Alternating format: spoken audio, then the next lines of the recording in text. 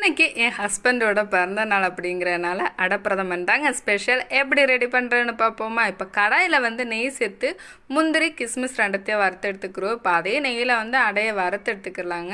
நிறைய பேர் தண்ணியில் வேக வச்சு அதுக்கப்புறம் நெய்யில் வாட்டி எடுப்பாங்க. ஆனால் இப்படி பண்ணால் ஒட்டல் இல்லாமல் இருக்கும். இப்போ இதை நல்லா வறுத்ததுக்கப்புறம் இதிலே சுடுதண்ணி சேர்த்து நல்லா அடையை நல்லா வேக வச்சு வச்சுக்கிருவோங்க. இப்போ நல்லா வெந்ததுக்கப்புறம் நம்ம வெல்லத்தை காய்ச்சி இதில் ஊற்றிக்கிறோம். இப்போ வெல்லத்தில் இந்த அடை நல்லா வேக வைக்கணுங்க. நல்லா சுருங்கின ஸ்டேஜ் வரும்போது 2ஆம் பால் சேர்த்து ஏலக்காய் தட்டி போட்டு இப்போ பாலில் இந்த அடையை வேக வைக்கணும்.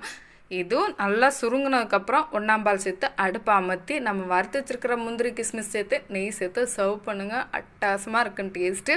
நம்ம பாயாசத்துக்கு ஏன் கலர் கம்மியாக இருக்குன்னா வெல்லம் சேர்த்துருக்கோங்க. கருப்பு வெல்லம் சேர்த்தா கொஞ்சம் கலர் தூக்கலாக இருக்கும், பார்க்கவும் சூப்பராக இருக்குங்க. ஆனால் டேஸ்ட் அட்டகாசமாக இருக்கும். ட்ரை பண்ணி பாருங்கள். சேனலை மறக்காமல் சப்ஸ்கிரைப் பண்ணுங்கள்.